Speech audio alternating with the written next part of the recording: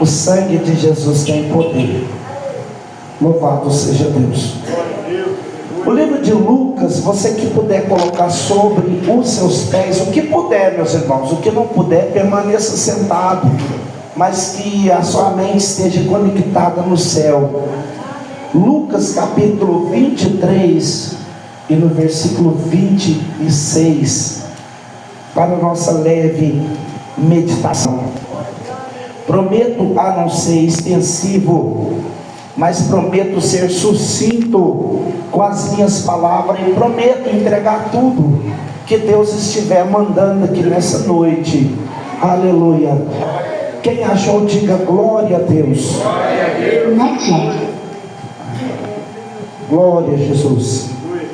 Diz assim a palavra do Senhor: e enquanto o conduzia, eles pegaram um certo Simão Cirineu que vinha do campo e colocaram nele a cruz para que ele pudesse carregá-la após Jesus. Vamos repetir bem alto essa leitura? Vamos repetir bem alto. E enquanto o conduziram, eles pegaram, diga, eles pegaram um certo Simão Cirineu,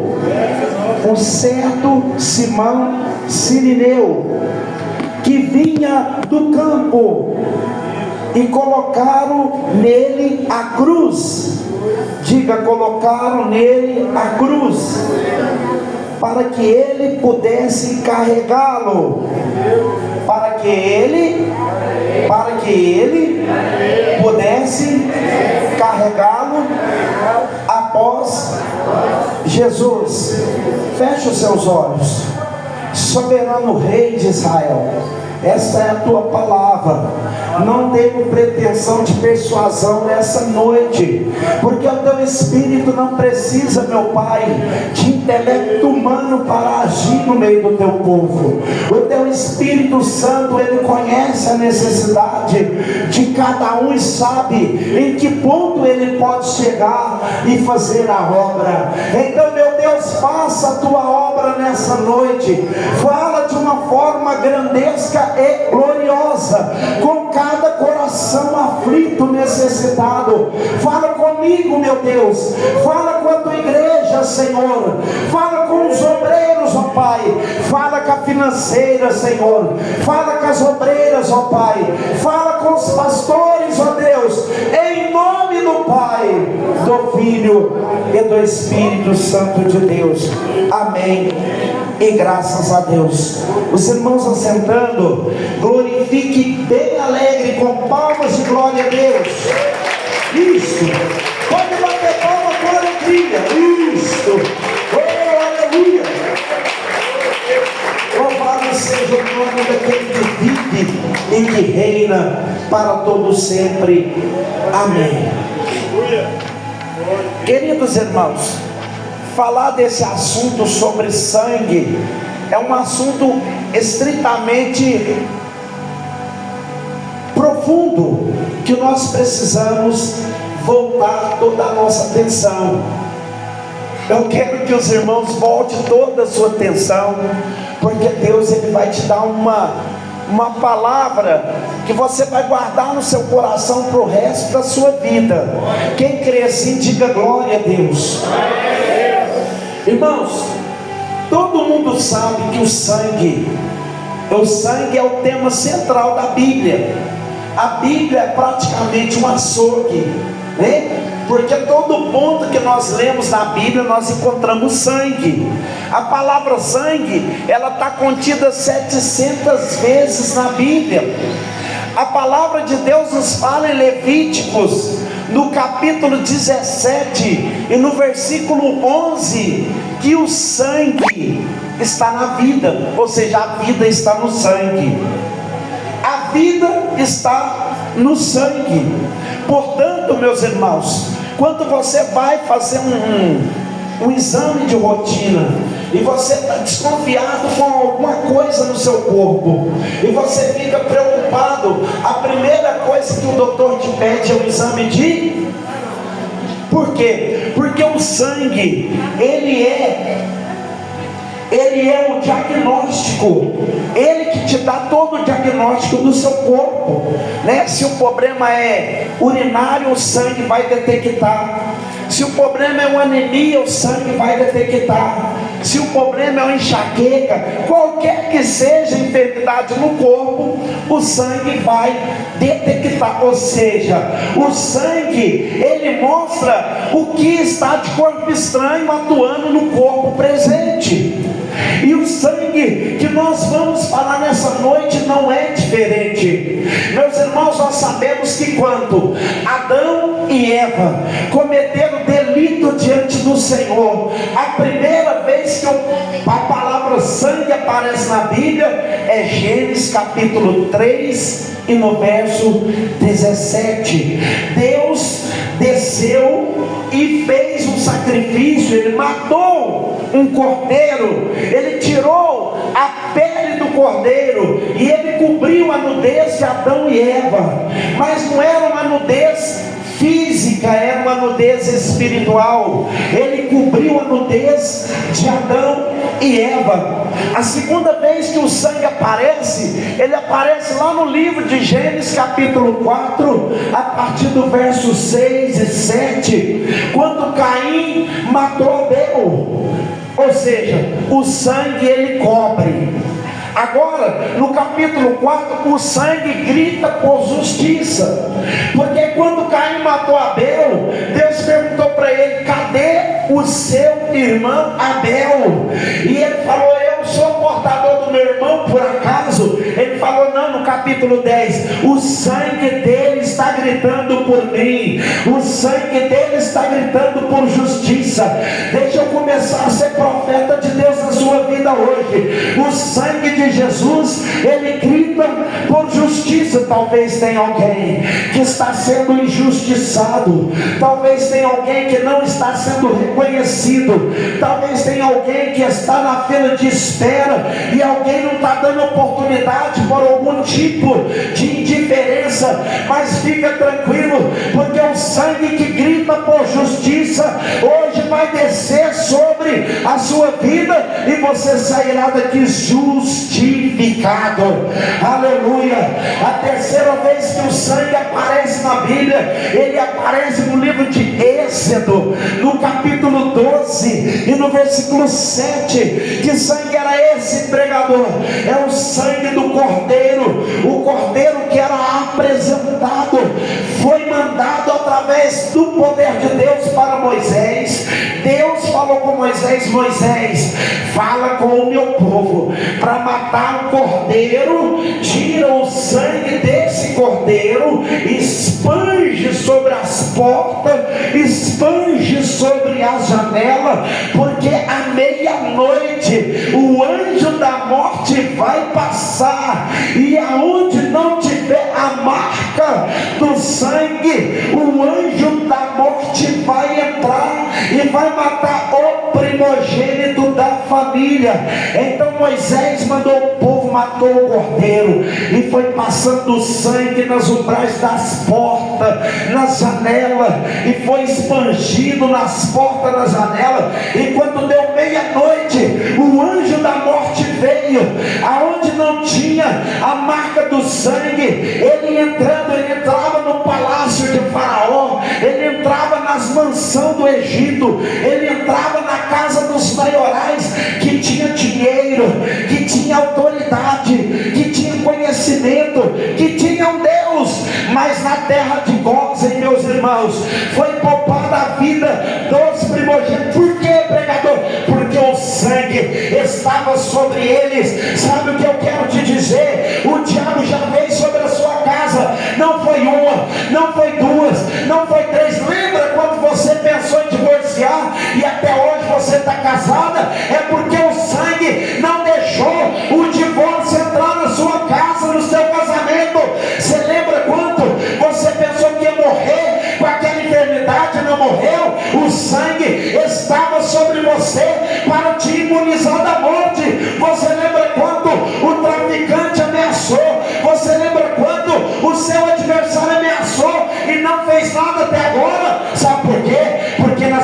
família tem sangue, na sua casa tem sangue, no seu casamento tem sangue, na sua saúde tem o sangue de Jesus. Porque o sangue de Jesus tem poder. Aleluia, Jesus.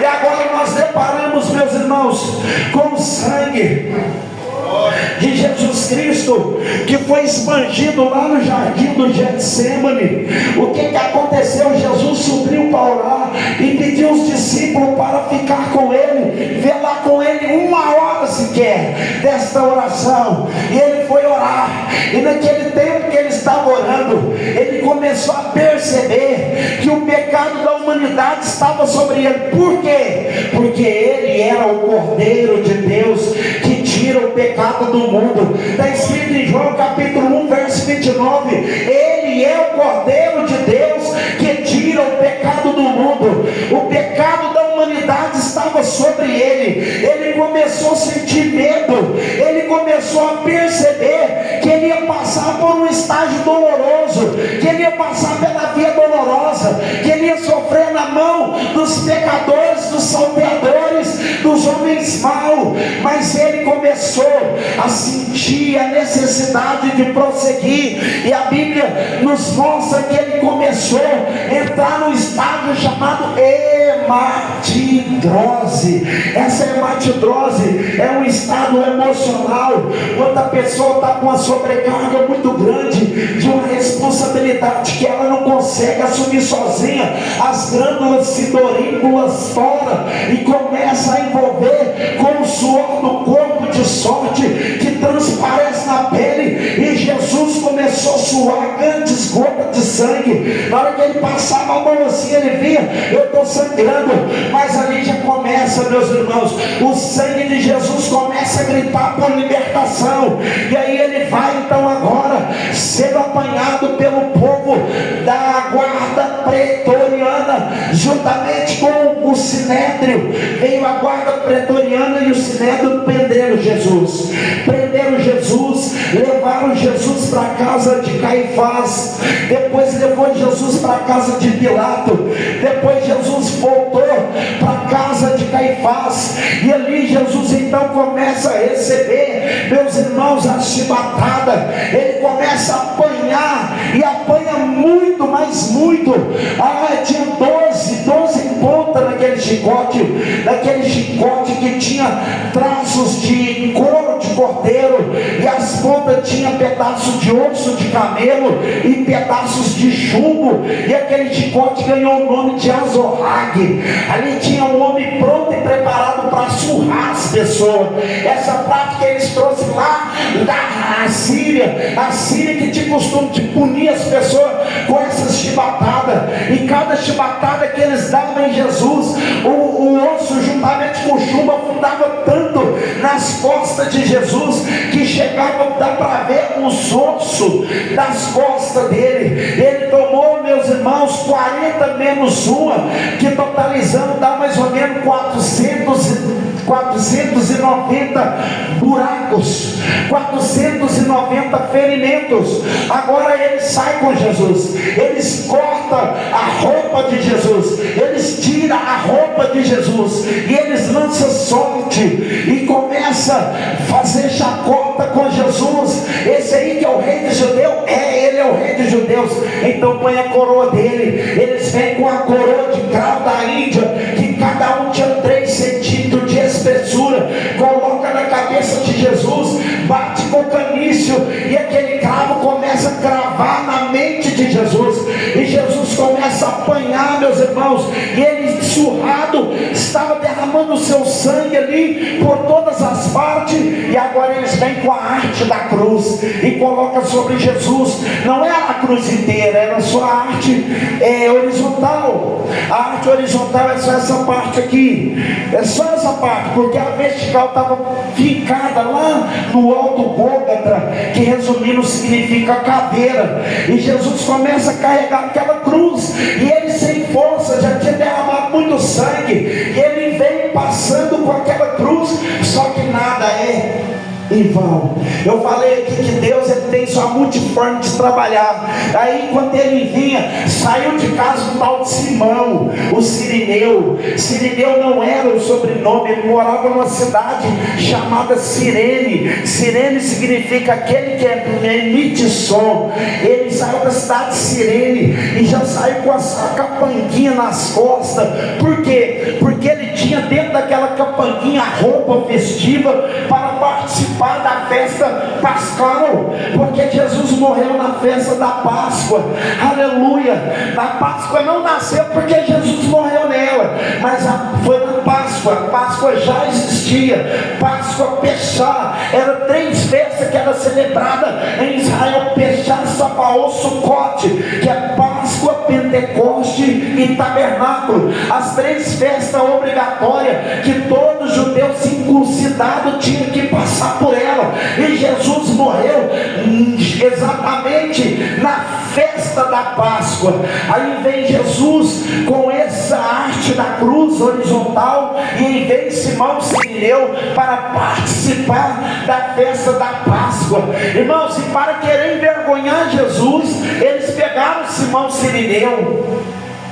E a Bíblia nos mostra que Simão Cirineu, ele deixou 2 filhos em casa, o Alexandre e o Rufo. Alguns dos historiadores falam que um deles era cego, não enxergava. E Simão Cirineu, ele foi apresentar o corpo dele na Páscoa, porque aquelas gotículas do sangue que era gotejada naquela roupa festiva, era levado para casa e era pendurado assim, ó, como se fosse um troféu, porque ali estava a remissão da família, né? E foi interrompida então a festa da Páscoa.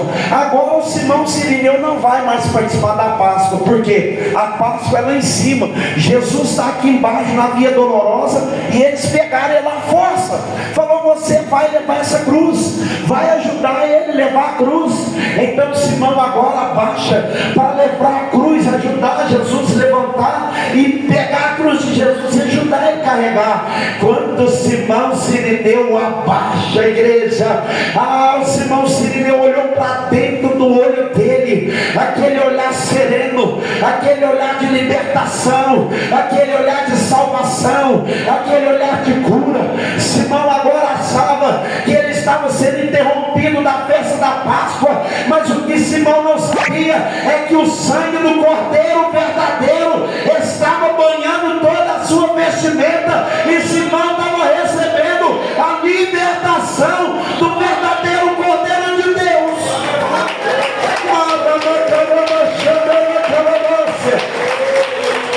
E Simão entrou debaixo daquela cruz, e ele ficou tanto sanguentado, aquele sangue remidor que estava emanando de Jesus, sujou todo o Simão Cirineu. E Jesus chega no Calvário, meus irmãos.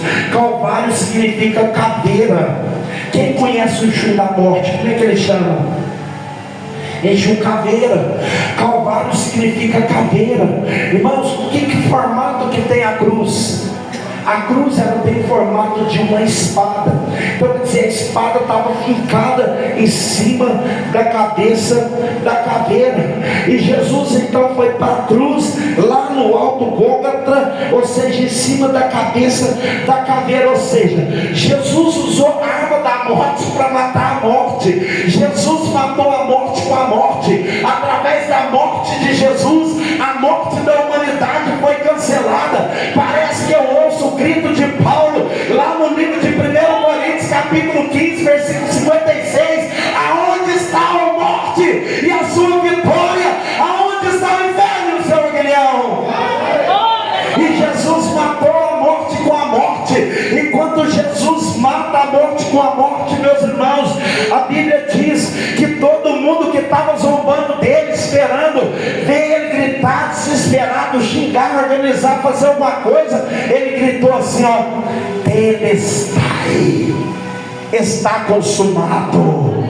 Eu venci a morte. Aleluia, Jesus. Eu venci a morte. Meus irmãos, e naquele momento a Bíblia diz que deu um escurecimento estremecimento do céu, começou um grande terremoto, as pedras começaram a se mover, a sepultura começou a abrir, o corpo dos mortos que haviam morrido desde a época de Moisés, desde a época de Noé, começou a ressurgir e entrar com ele na cidade santa, aleluia. E ele desce e está todo mundo olhando, e o corpo dele pendurado lá na cruz, mas em espírito. Sabe o que ele fez? 1 Pedro capítulo 3, no versículo 18: eu fui mortificado na carne, mas vivificado no espírito, pela qual desci em espírito em prisão, e preguei para aqueles que tinham sido rebeldes desde a época de Noé, aleluia. E ele chega em Apocalipse capítulo 1, e no versículo 18 ele diz: eu fui morto na carne, mas vivificado no espírito, e tenho a chave da morte do inferno na minha mão. Ele pegou de volta toda a autoridade que Satanás tinha tomado na mão de Adão, e ele pega essa chave, e sabe o que ele faz? Ele chega lá no livro de Mateus 18 e diz assim: o que ligardes na terra será ligado no céu. Por quê, pregador? Porque a chave agora está na sua mão, na sua e na sua. Você tem a chave na mão. A chave é a autoridade que Deus te devolucionou. Aleluia, aleluia. E no livro de Lucas capítulo 10 e no versículo 19 ele diz: eis que vos dou poder e autoridade para pisar escorpião, serpente, e nada lhes fará dano algum. Sabe o que Jesus fez, meus irmãos? Olha que libertação que Jesus fez. Todo mundo que morria ia para o Hades. O Hades é um lugar grandão. Todo mundo que morria, salvo e não salvo, ia para o Hades. Dentro do Hades tinha o seio de Abraão. Aqui estava o seio de Abraão. Aqui tinha um abismo, e do lado de cá estava um lugar de tormento. Dentro do Hades estavam esses três lugares: lugar de tormento, seio de Abraão, ou aliás, lago de fogo, e seio de Abraão, que aqui é o grande abismo onde o dragão e a serpente está presa. O que aconteceu quando Jesus morreu? Jesus foi lá no seio de Abraão e fez assim, ó. Ele levou o cativo aos cativeiros, e ele pegou aqueles e levou para onde? Ele foi levando e colocou aonde? Apocalipse capítulo 6, no versículo 9: debaixo do altar de Deus.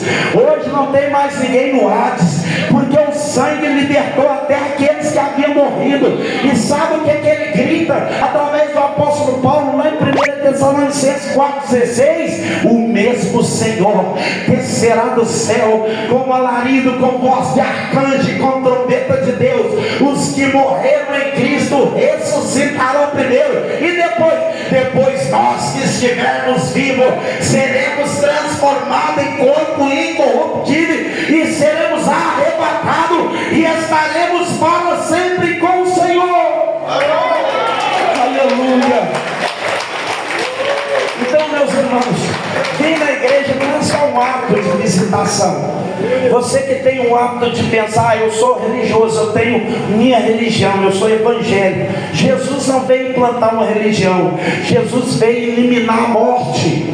Quem quer se safar da morte tem que se alienar com Cristo, porque só o sangue de Jesus pode libertar o pecador da morte. Sabe o que está escrito em 1 João capítulo 1 e no verso 7? Se nós andarmos na luz. O que é a luz? A luz é a comunhão, a luz é Cristo, a luz é o Espírito Santo, a luz é o salvo. Se nós andarmos na luz, como Ele na luz está, nós temos comunhão uns com os outros, e o sangue de Jesus nos purifica de todo pecado. Irmãos, quem é salvo tem comunhão. A rua dele está banhada de amigo, por onde ele passa tem alguém mexendo, abraçando, gosta dele, gosta dela. Por quê? Eu não sou crente não, eu sou espírita, mas esse cristão aí, ele é gente boa, ele é da hora, eu gosto dele. Por quê? você é luz, e aonde a luz chega, as trevas têm que cair por terra. Por quê? Porque você tem o Espírito de Deus na sua vida. E quem vai vivificar o crente? O Espírito Santo. O Espírito de Deus que está na sua vida, que vai transformar o seu corpo em corpo incorruptível. Por isso, meus irmãos, nós temos que ter esse sangue, essa comunhão. Nós precisamos banhar nessa graça. Nós precisamos desse remidor. Não podemos perder esse acesso. Temos que viver para Ele. Quem quer viver para Ele, diga glória a Deus. Temos que viver para Ele. E se tem alguém que ainda não é dele, essa é a noite de salvação que Deus preparou para você fazer sua decisão. Deus, Ele não tem prazer na morte do ímpio, mas Ele quer que todos venham de se arrepender e de ser salvo, porque Deus, Ele não deu o seu Filho para morrer por pessoas perfeitas. Eu sei que você está pensando, eu sou pecador, eu não mereço, mas foi por você que Jesus veio. Jesus não veio para salvo, porque antes de Jesus não tinha salvação. É só por Jesus que conseguimos acessar os céus. Então essa é uma noite de salvação. Jesus não veio para te dar carro. Talvez você até conquiste o seu carro, o seu apartamento. Talvez você está assim, eu estou na igreja, Deus, irmão, tem 30 anos, até hoje eu não comprei nem um lote, até hoje eu não comprei nem minha casa. Alguém fala, essa igreja é fraca, mas essa igreja não prega a vida aqui na terra. Sabe o que Paulo falou no livro de 1 Coríntios capítulo 6 e no versículo 16? Ele fala assim, olha, porque a nossa leve e momentânea tribulação produz para nós um peso de muito excelente glória, não atentando nós os nossos olhos para aquilo que os nossos olhos vê, mas para aquilo que os nossos olhos não se vê, porque aquilo que os nossos olhos vê são terreno, mas aquilo que os nossos olhos não se vê é eterno. Jesus veio plantar a salvação eterna. Quem quer ser eternizado precisa ser banhado nesse sangue, e é nessa noite que Deus vai te libertar. Se você crê, você vai sair daqui gritando glória a Deus, aleluia, pela tão grande salvação. Apocalipse capítulo 2 versículo 11, para encerrar.